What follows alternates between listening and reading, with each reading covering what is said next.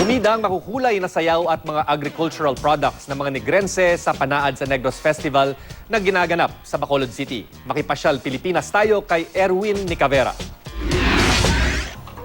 Makukulay na festival dances.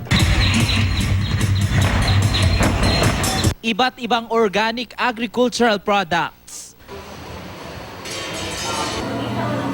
At nagagandahang booths at pavilion.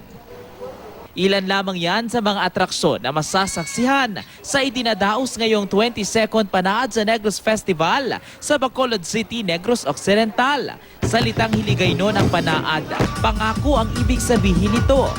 Isinasabuhay rito ang pangakong biyaya ng may kapal sa mga Negrense. Can be also relevant to the development efforts of the province, showcasing our development agenda like sa environment protection or livelihood. It's always been also the venue for Negros Occidental and Negros Oriental people to come together.